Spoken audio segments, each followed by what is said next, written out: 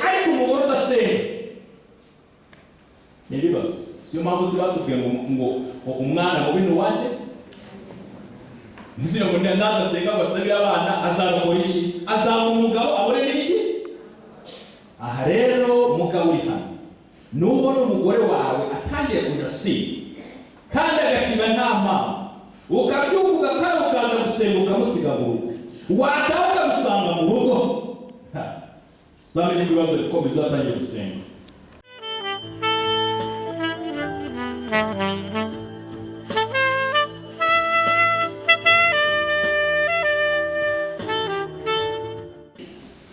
Nuko Abigayili abonye Dawidi ahutava ku ndogobe, yikubita hasi imbere ye yubamye, amugwa ku birenge, aravuga ati, Nyagasani, icyo cyaha ari jyewe gihereraho, ndakwinginze ukundire umuja wawe icyo nkubwira, wumve amagambo y'umuja wawe, ndakwinginze Nyagasani, we kwita kuri icyo kigoryi Nabali, uko yitwa ni kwari, izina ni ryo muntu, Nabali ni ryo zina rye, kandi urupfu ni bwo kamere ye, ariko njyewe umuja wawe sindakabona abagaragu bawe batumye Nyagasani.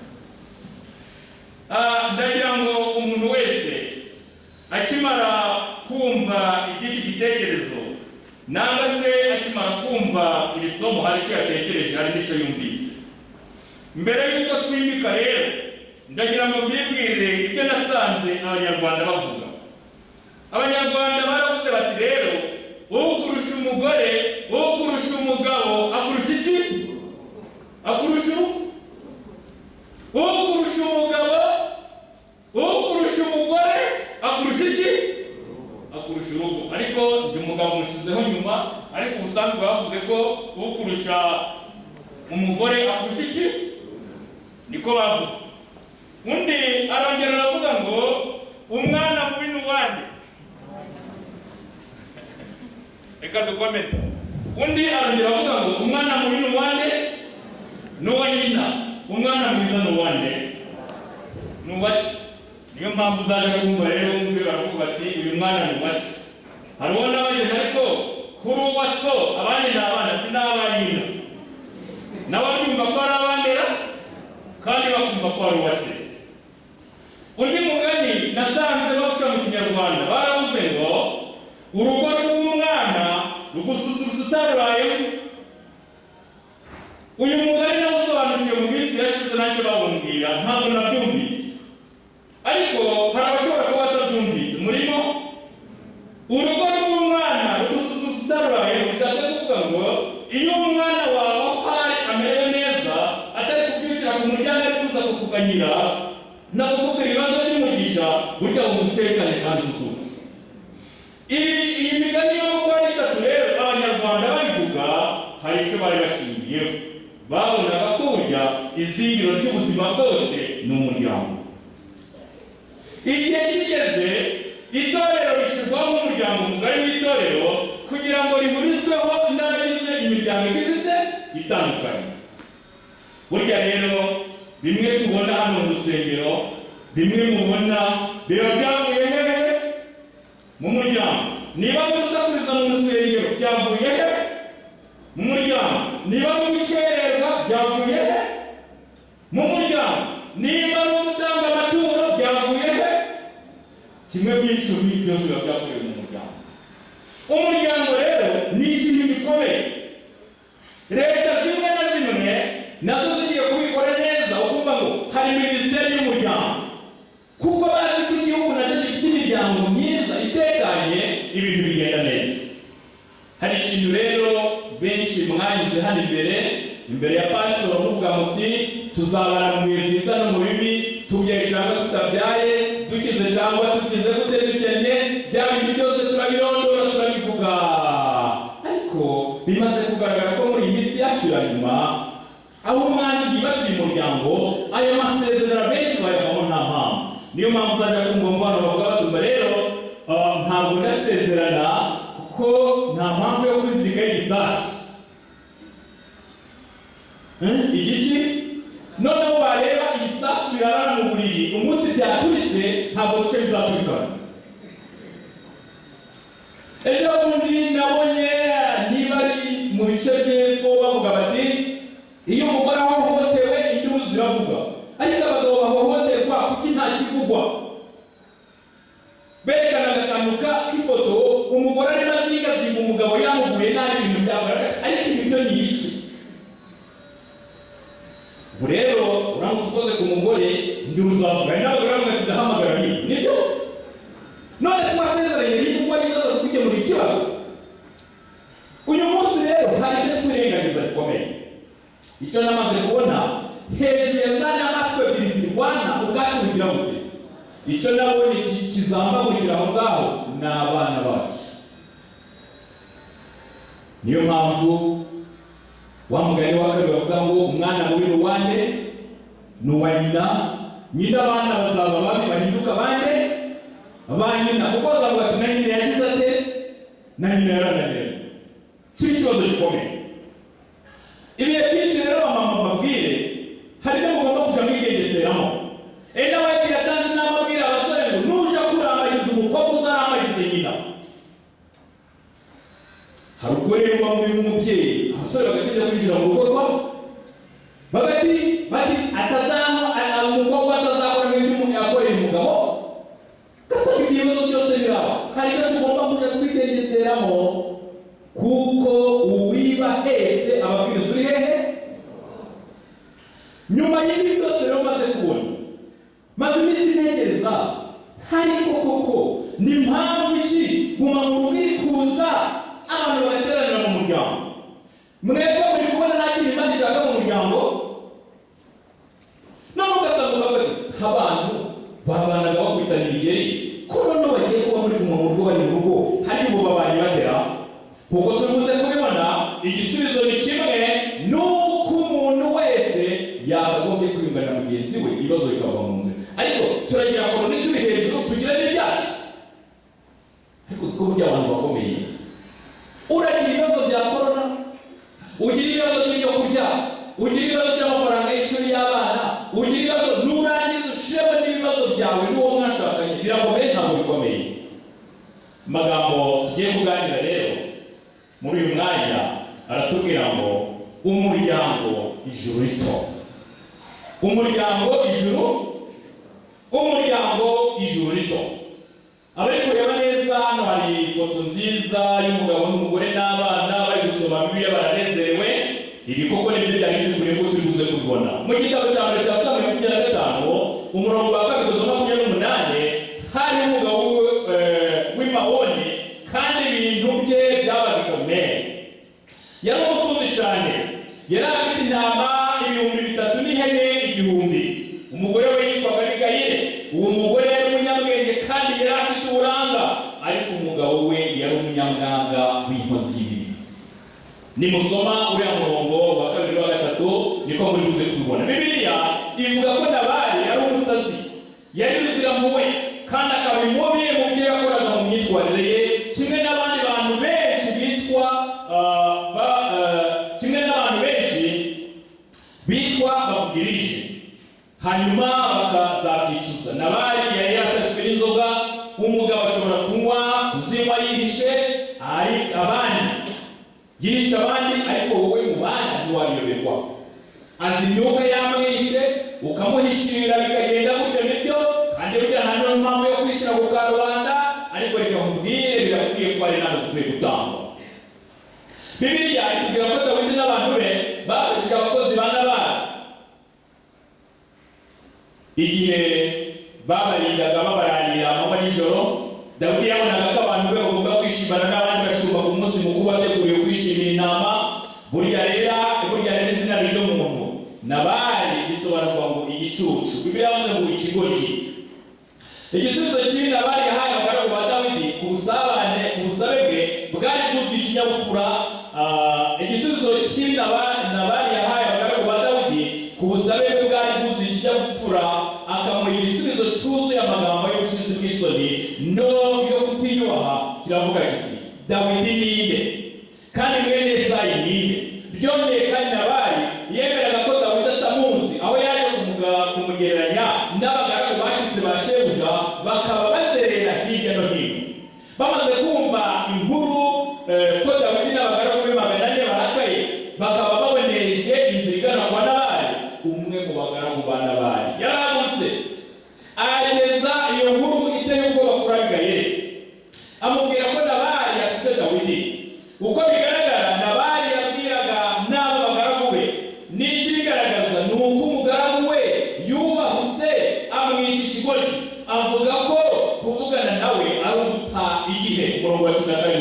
kubibona. Bigaragara rero ko abagaragu ba Nabali bashyikiranaga na nyirabuja.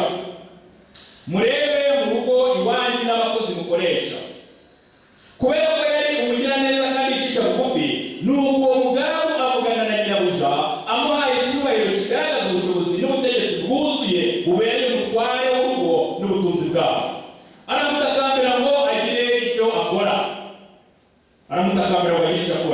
Abigaili yafashe icyemezo bwangu ati niwabaza umugabo we ahari yahisemo kubikora. Atamubajije mu rwego rwo kwanga intambara y'amagambo cyangwa se intonganya, bisa naho bari baramenyereye kugenza batyo, bagafata icyemezo kandi bagakora ibintu batabanje kubwira nyir'urugo, babitewe no kwanga waserera. Uri umugore w'ubwenge hari ibintu abona akavuga ati ibi nibivuga birateza iki ikibazo, agakemura ibibazo bikava mu nzira. Ariko ugasanga umuryango urakunzwe, umuryango ufite inshuti bivuye ku muki umugore. Niyo mpamvu ukurusha umugore akurusha iki. Igihe rero ugeze mu rugo rw'umuntu ukabona nyiri ibintu ntabwo byitayeho, umva wasubirayo gukora iki. Ijisho ry'umugore ryakurebye nawe ukora umunsi narusubiramo, kuko burya ibintu ni iby'umugore kugira ngo uteze ibibazo. Abantu benshi bakunze kubona abantu ngo uriya mugabo ngo baramuroze, utararoze nabo bararoze, bose uri muzima. Si wapimije iki gihugu kugira ngo uvuge ko uriya mugabo baramuroze, uratekereza ko wowe ari we muzima.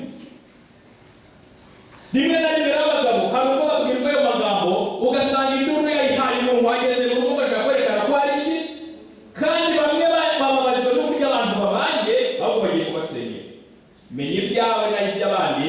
Niyo mpamvu umuryango ari uruziga, iyo ushaka kukwinjizamo abandi bantu ibibazo biravuga.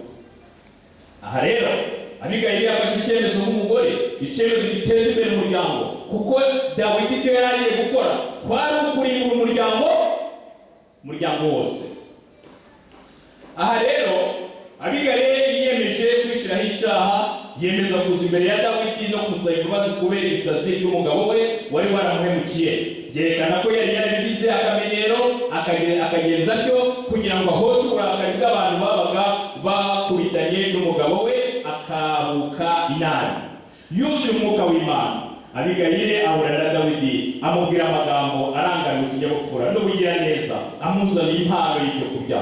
Impano yari amuzaniye y'igiciro cyinshi, si ibyo kurya ahubwo ni amagambo ye yuzuye ubwenge n'inama. Amagambo azana amahoro, atanga ineza, akomeza uwacitse intege, kandi akubaka nyirayo. Icyiza kigeretse kuri ibyo, azana n'umuti w'ibibazo. Dawidi ubwe nawe yashimye ubwenge bw'umugore. Buriya hari ibintu tugomba kujya dutekereza.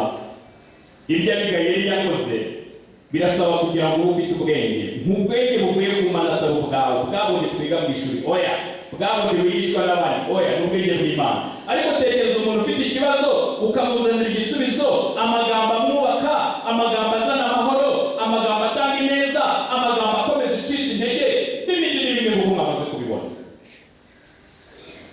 Rimwe na rimwe ubundi iyo urugo rwakize urubonera ku mugore. Nkunda kumva ko iyo ibintu byamaze kuza mu rugo, ngo iwabo w'umukobwa iyo baje muri urwo rugo ngo nibo barya neza kandi bagataha neza n'amatike arenze. Ariko iwabo w'umugabo yageraho bagateka ibyo babonye kuko nta gaciro agize ate. Umva wa mama we n'ibyo bintu bikora uhereye none, ni umuryango winjiyemo, tanga umutekano mu rugo. Kuko uyu muhungu uyu mugabo nawe nabona bimeze gutyo, azaje yaterura yabahereze kuko wanze kubikora bibona n'amaso. Nijye wa mbere bibabwiye, ubyumvise bwa mbere ninde? Ibyo rero bitsirwe mu izina rya Yesu. Abigaili ibyo yakoze ni ukumwanira urugo, ni ukubanira umuryango, kuko umuryango byari birangiye waruvuyeho. Nk'uko wanuzi uravuga uteye, n'abayiri mu gitabo cy'abakurambere bahanuzi ku paji 341, ibyerekeye amagambo y'ubwenge ya Abigaili ati, iyo abantu benshi bakoraga nk'uwo mugore w'Umwisirayeli, bagacubya uburakari, bagakoma mu nkokora imigambi ihutiraho, kandi bakaburizamo ibibi bikomeye bakoresha amagambo y'ubwenge burangwa n'ituza. Ellen White yanditse kandi mu kinyamakuru cyitwa Ibimenyetso by'ibihe, cyasohotse tariki ya 14 z'ukwa 10 1992, ati mu miryango myinshi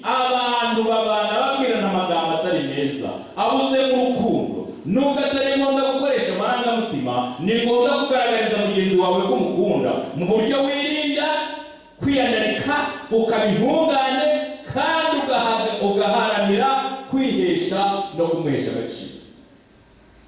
Amagambo abiri akomeye: kumugaragariza urukundo, kumukunda, kwirinda kwiyandarika. Kwirinda kugira ngo kugira ngo umuntu atambuke ngo dore umugabo wa mugore, dore umugore wawe, kubera kwiyandarika. Turi buze kubibona. Abantu benshi usanga bimenyereza imyitwarire irangwa no kwinangira imitima, kuvuga amagambo mabi ndetse no gukora ibikorwa bigaragaza imico y'abari mu ruhande rwa Satani. Urukundo hagati y'umugabo n'umugore, hagati y'ababyeyi n'abana, hagati y'abavandimwe n'abashiki babo rugomba kubumbatirwa. Buri jambo rihubukiwe rikwiye kuganirwaho. Ntihakwiriye kugaragara ikintu cyakwerekana ko habuze urukundo mu bagize umuryango. Ni inshingano ya buri muntu wese ugize umuryango kurangwa n'urukundo n'amagambo yuzuye ubugwaneza. Ni inshingano y'umwe, ni ya buri wese. Ni ya buri wese. Aho usanga abantu bamwe twagiye dukura, abandi bumva ko bavuga ngo ugasanga umugabo ati wacucu ngo nta bagore bagira, ngo nta mugore ugira ubwenge, kuko abagore nta bwenge bagira. Bagabo koko abagore nta bwenge bagira. Hari amagambo bagenda akomeretsa, ukumva ko hari ibyo umugore akabimenyera bikaba muri ubwo buzima, ariko hano batubwiye ko icyo gihe uri mu ruhande rwa Satani. Ena White yanditse mu gitabo Urugo rwa Kristo paji 6 yaba umugabo cyangwa umugore, nta muntu n'umwe ukwiye kurwanira kuyobora mu buryo bukandaniza mugenzi we. Umwami wacu yasize ihame rikwiriye gukurikizwa mu mibereho y'umuryango. Umugabo akwiriye gukunda umugore we nk'uko Kristo yakunze itorero. Umugabo ahamagarirwa gukunda iki? Nicyo ushinzwe gute? Kuko niyo usezerana uti umva icyaza kumuhitana cyamuhitana namaze kugira gute? Namaze gupfa. Kuko niyo wasezeranye. Umugabo ategetswe gukunda umugore we, kandi umugore akwiriye kumvira no gukunda umugabo we. Bombi bararekera kwimakaza umwuka w'ubugwaneza, bagafata icyemezo ntakuka cyo kutababazanya. Mukagerageze gukora ibyo mwishakiye. Buri wese aramutse akoze ibyo yishakiye, mwaba muciye ukubiri n'urukundo mwabo rwagombaga kubaranga. Gukora icyo wishakiye wowe ubwawe bihungabanya amahoro n'umunezero wakagombye kugaragara mu muryango. Hari ubwo bikorwa ngo ni byiza, ariko ndagira ngo mubwire ko bikora kwiherereye bikazaza kumenyekana nyuma, hari ubwo bitera ikibazo. Imibanire yacu n'abashakanye ntikwiriye kurangwa impaka no kutabivugaho rumwe. Muramutse mubikoze bizabakurikira, bizabakururira akaga. Mukwiriye kugira ikinyabupfura mu magambo no mu bikorwa, mukazibukira ibyo mwifuza by'umuntu ku giti cye. Mukwiriye kugenzura neza amagambo mbere yo kuyavuga, kuko afite amaresha nyito, afite ubushobozi buganisha ku bwiza cyangwa se ku bibi. Ntimukwiriye guha kito agatotsi gashobora gukurura ihohoterwa mu rugo rwanyu. Dufite inshingano yo kubaka urugo rumeze nk'ijuru rito, aho Imana n'abamarayika bashobora gutura. Ariko hano hari inkuru ishimishije. Nubwo umubabaro wanyu waba waranzwe n'amakimbirane cyangwa se kutumvikana, hakaba harabaye ihohoterwa nshinguramutima mu bashakanye, humura, haracyari ibyiringiro. Nubwo byaba byarabaye, kuko biratubwira ngo kurya kujwa kose Imana yarakurenganyije, itegeka abari mu isi bose kugira gute? Kwihana. Niba byarigeze bibaho, hari inkuru nziza muri aya masaha. Nubwo umubano wacu waba waranzwe n'amakimbirane, nubwo haba harabaye kutumvikana, hakaba harabaye guhohoterwa nshinguramutima ku bashakanye, humura, haracyari ibyiringiro. Ena White yanditse mu gitabo cyitwa Irengero ubuzima paji 332 ati abagabo n'abagore bashobora kugera ku rugero Imana bashakaho baramutse biyeguriye Kristo akababera umufasha. Burya intonganya iki byose iyo Kristo yabuze mu rugo, ikibazo kiba cyavutse. Icyo ubwenge bw'umwana w'umuntu budashobora gukora, ubuntu bwa Kristo buzagikorera abantu bamwiyeguriye kandi bakamugirira icyizere. Haleluya. icyo ubwenge bwacu budashobora gukora, ariko nitwiyoborera Kristo ni ukuri byose bizashoboka. Ubuntu n'uburinzi bye bishobora guhuza imitima bukoresheje umurunga mvajuru. Urukundo ntirugaragazwa no kubwirana amagambo mu buryo busanzwe cyangwa se aryohereye kandi ari mu buryarya. Imashini yo mu ijuru ibohwa umunyururu n'ubudodo bworohereye ariko bikomeye budashobora kubohwa n'abanyamwuga ba hano ku isi. Ikivamo si umwenda usanzwe, ahubwo ni umwambaro udasaza kandi urinda umuntu ibigeragezo. Umwambaro utuma imitima yacu ihuzwa n'uwo murunga utatswe amabara meza y'urukundo ruramba. Niba muzi ko mubana mu buryo habaho intonganya, muje mwibuka ukuri usanga muri Bibiliya. Bishoboka ko mwaba mutaragira umuntu bibwira. Ni byiza, ntukwiriye kwemera icyo ukwendereza akuvugaho, ahubwo ibande ku cyo Imana ikubwira. Witinya kuko nagucunguye, naguhamagaye mu izina ryanjye uri uwanjye. Witinya ibyo umuntu akuvuga n'abo gukorera, ahubwo ugomba kuzirikana ibyo Imana igira ite ikuvugaho. Zaburi ya 39:14, kuko ari wowe waremye ingingo zanjye, wanteranirije mu nda ya mama, ndagushimira yuko waremye mu buryo buteye ubwoba butangaza. Imirimo wakoze ni ibitangaza, ibyo umutima wanjye ubizi neza.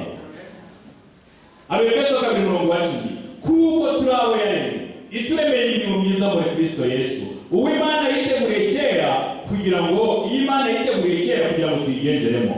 Yeremiya 29:11, erega nzi ibyo nibwira nzabagirira, ni amahoro si ibibi, kugira ngo mbareme umutima w'ibyo muzabona hanyuma. Aha tugeze rero mu bitondere.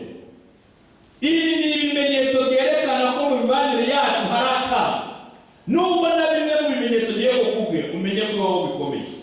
Niba wasengaga rimwe usenga gatatu. Hari aya mapoto manini twe duturiye iri amapoto ava kuri santarari ya Naruka aza mu mujyi wa Musanze, bazamura ibipoto binini, ariko hari aho bagera bagashyira akapa bakandikaho ngo danger de mort. Mu Kinyarwanda bakandika ngo uhegereye wapfa. Bivuga rero ko yaje kuzamuka, ariko aho ngaho bageze umuriro ukubita ukazamuka urakwidarangiye. Danger de mort. Ikintu kibona kimwe muri ibi, umenye ko mu rugo ugomba kugira ibyo witondera byaba byakora. Icyambere, kurakara vuba ndetse kandi ukababara bikabije. Nubona umugabo yarakaye ukabona arakaye vuba byihuse kandi akarakara ukabona birakabije, uzamenye ko ibintu bitangiye guhinduka. Uzoga magaza amazi siya yawe. Kugabanuka kw'igihe tumarana turi kumwe, nubona atangiye kujya gukwepa nta mpamvu, uzamenye ko ikibazo cyatangiye kuvuka. Kwanda gusenga inshuro nyinshi k'umugore, baba we kuki babuze umugore? Buriya se umugabo udasenga we niwe mwizara? Mu Bibiliya rero hari ikindi kiruta ikindi. Burya kudasenga k'umugore kudasenga k'umugore biratandukanye. Umugore udasenga uzakorera amaso, kuko uzanabyitegereza ibibazo byinshi mu by'imiryango, ni uko rimwe na rimwe guca bugufi k'umugore kugira gute kubura amabari. Uzakireke ni ikigabo kiriyo mva niyo yataze, ariko umugore udasenga ni ibibazo. Siyo mpamvu se batubwiye ngo umwana mubi ni uwande. Nizire ngo nadasenga ngo asabire abana azarokora iki? Azaba umugabo abone n'iki? Aha rero mugabo uri hano, nubona umugore wawe atangiye kuja kandi agasiba nta mpamvu, ukabyuka ugakara ukaza gusenga ukamusiga mu rugo, wataha ukamusanga mu rugo, uzamenye ko ibibazo bikomeye uzatangiye gusenga. Kudashimishwa n'ibintu byajaga bimushimisha mbere, ukabona atangiye guhinduka, uzamenye ko byakomeye. Kuzimira kubwuza umuntu yagiraga mugenzi we, uzamenye ko byakomeye. Kwangirika kw'akamenyero kari gahari, ukabona ugiye kuryama undi umusize muri salo sinzi ibyarimo, uzamenye ko ibintu bikomeye. Uyu munsi hari ikibazo gikomeye. Abagabo mwiriwe, turi kumwe se abagabo turi kumwe mugiye guki mufite telefone zirimo kode kwinjira n'ukute kode ndetse iyo mibare ya kode n'amagambo abagore barayizi ku buryo agize ikibazo cy'amafaranga kuri telefoni wasage nta nk'umuntu udushonye telefoni y'umugabo ayifite aho ngaho yashobora kwinjira amafaranga akayabona. Imana imumugisha bari bashyizemo kode byarakomeye. Kuri WhatsApp hari kode, kuri message zangwa hari kode, ibintu byose bakozemo kode. None ikiga kibabaza abantu ariko reka mubwire mugabo uri n'umwe mugore hate kuzagira iki gitego kikuvunira umutima ngo wirushe. Kuki umugabo arabika telefone ukayirukiramo ugushaka n'ikibundi oya mbwira icyo gushaka niba ataramunani umugabo aramutse telefone agiye mu bwiherero nawe uri ukazitorera telefone uramwumvise urarambitse kandi arasanga iri kwa ahita amenya ko umuntu wagize gute waruye kandi ni wowe nta wundi ugira icyo ushaka.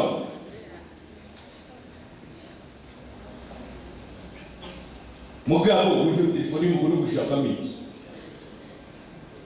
aranditse nawe uratori ureka bareba abantu bavuganye nabo nimero zitagira izina uzane ku gapapuro uzahamagara neza kuzahamagara n'ibizamukora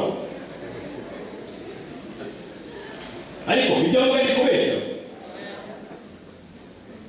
Niba utamwizeye byarangiye iyo nta cyizere cyagaragaye mu bashakanye uzamenya ko byose byarangiye. Umuntu araba ibyumba ari umugore umugabo amukurikiza umuntu amutegere imoto umugira muzengurukaho nari no tabira ko yaho umugore yiwe ariko ibyo bintu ni no mu bakristo birimo ntabwo birimo. Umutima uzaturika kandi uzaturika nta kintu ugezeho. Nibyo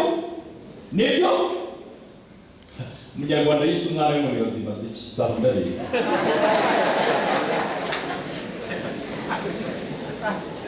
ntabwo numva impamvu amafaranga amayinite ashobora kugushirana ukamutiza telefone impamagare nibyo ariko kwirirwa urashakisha abantu bavuganye nabo kwirirwa usoma message bamwoherereje biraguturitsa umutima kandi ushaka kuja hejuru biragusambukana kuko nibyo bashinzwe guhara abanyabyaha.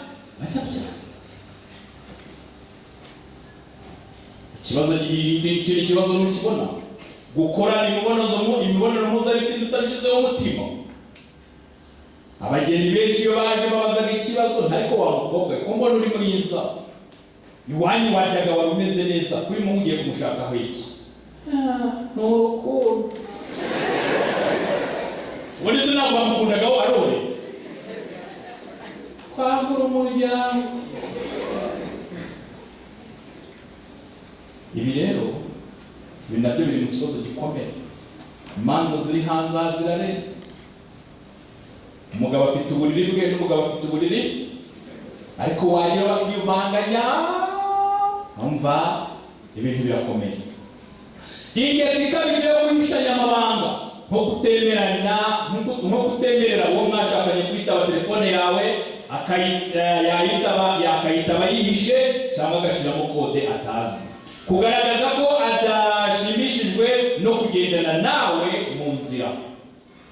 Kutishimira kugenda mugenzi wawe hehe mu nzira ni ikibazo ntabwo ari ikibazo. Mugore waza tukagenda tukajya gusenga reka da. Niyo mpamvu igitekerezo cyo mu byakozwe n'intumwa Shananiya na Safira baratubwira ngo iyo baba bazanye umugore yagombaga kugira ubwoba bw'ibyo abonye wakarokoka ariko kuko umwe yaje nyuma y'amasaha angahe yasanze undi yapfuye byarangiye. Hari abavuga ngo ni abana ngo baba babakereje ariko burya benshi turaziranye. None se ko mushobora gufata abana saa 12 imodoka zitwara abana ku ishuri ziba zabagezeho kare none se saa 2 ikibazo kiri goro rimwe na rimwe n'umuntu adashaka kugendana nawe uzamenye ko ikibazo cyavutse. Guhora unegura mugenzi wawe bibaho. Umugabo akanegura umugabo akanegura umugore amunegurira abandi ba, umugore akanegura umugabo we anegurira abandi bago. Mba twarapfuye twarashize. Kwangirika k'ingeso zose z'imibanire, ibiganiro, gusangira amafunguro n'ibindi. Ugasanga abantu bashobora no kumara ukwezi batanasangira, nibyo? Umwana arya saa moya undi arya saa mbiri, ntawe ushoboye gutegereza undi kuko nyine ni ibikasiro n'ibibazo. Kumara igihe kinini uri kumwe n'abantu bo hanze aho gukimara nabo mu muryango wawe, kugabanuka ko kwita kuri mugenzi wawe, kudakemura ibibazo byoroheje mwagiranye, kugereranya uwo mwashakanye n'abandi bo hanze mu buryo bwo kumunegura. Nubona nutangira kubona umugore watakijanye n'igihe rero, amba gatangira kumugeranya n'abandi, uzamenye ko birangiye. Uyu munsi cyakora impande zombi no gukumbuza kugoma n'ingasire.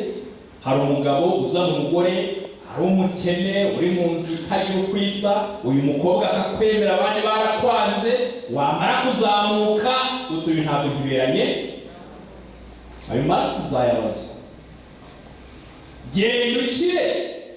Ariko abanyarwanda bagiye kuvuga ngo wanga umugore ugugu n'ifugufa ukazana uri muri iki uri nyirabunguri. Kandi numvise abanyarwanda bavuga ngo niyo umugabo yatandukanye n'umugore we, niyo agiye gupfa aje gupfira ku mugore mukuru.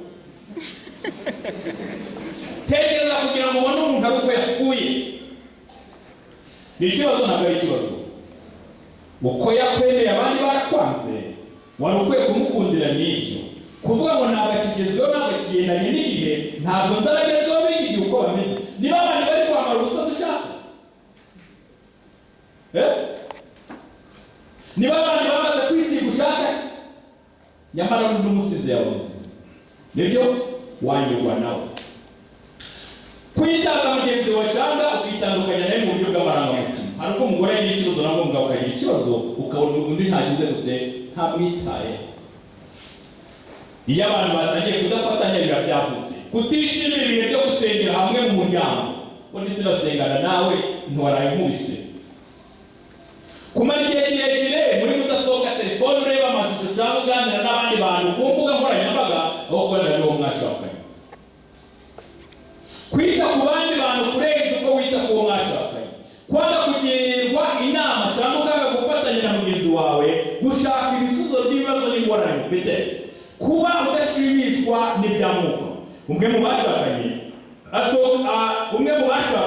asohoka mu rusengero igihe undi ahagurutse ngo abwirize cyangwa agire icyo akora mubwira mu rusengero. Ngo nawe nangiye kubwiriza, madamu agasohoka kwigendera. Nibyo agatozi igiye kuvuga ikindi inkoni yarayamuse. Ariko rero no mu bizera ngo abagore inkoni bari kusirya uretse gupfira muri Nyagasani. Ngo abakope bari kuyakubita imigezi, ariko mugabo akamubwira nkugira inama ya kigabo, niba ari mugabo kwita umugore uri hano, reka mubwire ubundi umugore kumukubita undi mugabo muri ku Rwanda, ngwino u Rwanda n'abandi bagabo bakwere ukuntu bari gukurikira. Uwo wakwita umugore uri mugabo muri ku Rwanda. Ya aha rero kutakariza mugenzi wawe icyizere rero kumukeka amababa, kurara mu byumba bitandukanye, kwirinda kugaragara mu mahuriro y'abantu rusange muri kumwe n'uwo mwashakanye, intonganya za buri gihe.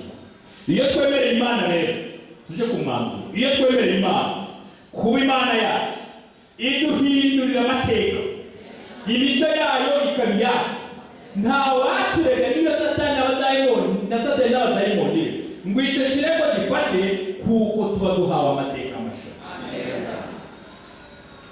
Hari ikintu mu midugudu yacu bakora bwo kugaragaza ingo zifitanye amaki.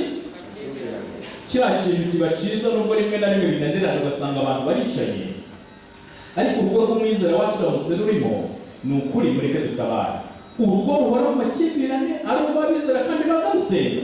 Hano baratubwiye bati rero icyo twemereye Imana, iyo twemereye Imana kuba Imana yacu iduhindurira amateka, imico yayo ikaba iyacu, nta waturega niyo yaba satani n'abadayimoni be ngo icyo kirego gifate, kuko ntihorana uburakari bw'iteka kuko yishimira kugira imbabazi. Nibyo twahoze twiga mu mwanya washize. Buriya rero nubwo tujya dutekereza bakure twagiranye nabo ibibazo, ariko no mu muryango wacu tuvuga twaragiranye ibibazo twebwe babiri ndetse n'abana. Ese birakwiye ko twabanza twakemura ibyacu tukabona kuja hirya y'umuryango? Kuko turi kwiga amagambo avuga ngo umuryango ijuru. Ntabwo rero wakagombye kuja hirya utararangiza ibyaho mu rugo kugira ngo ibintu byose bigende neza. Kubw'iyo mpamvu rero Imana mba Satani ngo nawe dayimoni niwe baturega igihe twemera Imana kugira ngo bari tuyobora, nicyo kirego ngo nicafata kuko Imana yaduhinduriye iki? Mutware w'urugo.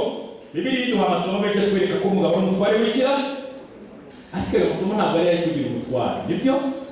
Kandi kuba umutware cyangwa se kuba umugabo ntabwo ari kwambara ipantaro, n'abagore basigaye bambara iki? Aha, kuba umugabo ni ibitekerezo no kumenya guhura n'ibibazo ukamenya n'ukuntu ukuntu bisohokamo. Mutware w'urugo rero jya wibuka ko uhagarariye Kristo mu rugo rwawe. Abana n'umugore bakwiye kukureba muri iyo shusho, kandi icyo cyizere Imana yakugiriye izagushoboza kucyuzuza. Ntishobora kwibesha ngo niho umuntu umutwara adashobora kwikorera. Irabizi ko bishoboye kwihagararira mu rugo rwawe. Mugabo ufite inshingano yo guhagararira Imana mu rugo rwawe. Imana izi neza ko bishoboye aho kugaragaza ubushake. Nitumwirekurira muhumure, azadushoboza kuzuza ibyo yadusabye gukora. Azadushoboza kuzuza ibyo yadusabye gukora, umugabo nk'umutwe n'umugore nk'umutima. Izo ngingo ziruzuzanya, ntizishamirana. Imwe iratekereza cyane, indi igashyira mu bikorwa cyane, kandi zose ni ingenzi. Umutima ni iki? Umutima ni iki?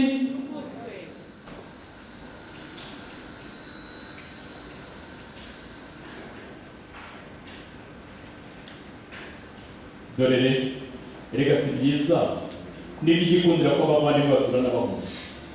Si ubundi uramuhungirayo hajya muri gisasu, mwagombye gutura mutuje kandi muhuje. Nawe niba bitagenda gutyo ibibazo biravuka. Ariko bene data, ndabinginga mu izina ry'Umwami wacu Yesu Kristo kugira ngo mwese muvuge kumwe kandi yo kugira ibice bimwe muri mwe, ahubwo muhurize hamwe rwose muje umutima n'inama. Nuko rero dukurikize ibihesha amahoro n'ibyo gukomezanya. Ariko ubwenge buva mu ijuru.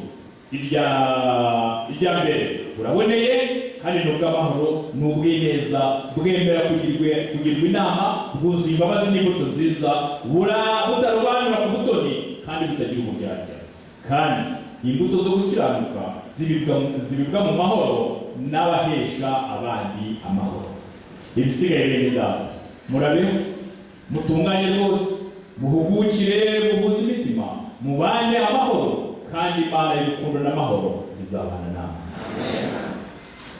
Irarika igana ku musozo, aho ngiye kurarikira buri muntu wese kugira ngo arusheho kuzirikana impamvu umuryango wabayeho. Niyo mpamvu rero Satani namara gutsemba umuryango, Satani namara kuzana intonganya mu muryango, Satani namara kuzana kudahuza mu muryango, n'itorero zaba yarishoboye. Mwarakibonye namwe itorero, nababwiye ngo iri torero turimo turizamo duturutse muri ya miryango mito ariyo ryaje bito, tuza gukora umuryango mugari ubureho n'imiryango igize itandukanye. Niyo mpamvu rero Kristo mwiza icyo tumusaba muri aka kanya nuko abantu babana bahuje, kandi twamaze kubona ko bitararenga. Niyo waba warahemukiye mugenzi wawe, aka kanya uhawe umwanya. Erega nk'ubundi ngo tuzabaza ibyo twagize gute twumvise. Wagize amahirwe waje, niba ari wowe nyirabayazana mu muryango, niba ari mugenzi wawe, mushaka uburyo gukemura ikibazo. Nababwiye ngo abagwa muri iki kibazo ni abana babona abantu bari kurwana, ni abana baje kubona bakabona papa anyuze hano na mama anyuze hano, buri muntu wese mu cyumba cye. Ni abana babura kandi amafaranga ahari n'agasi ibiryo bihari kuko ababyeyi bamaze kurwana. Ariko mwumvira ariko nsaba muri aka kanya, ndasaba Imana kugira ngo buri wese muri twe, abagabo n'abagore, dushaka ubwenge dutangwa n'Imana. Ndasaba ngo dushobore gukora nk'uko Abigayili yabigenje. tugakora kandi nka Dawidi, tukicisha bugufi, tukemerera Imana kutwigisha uburyo bwo kubana neza, nk'uko nayo ari nziza mu buryo imico yayo igaragara mu mibereho yacu, mu izina rya Yesu.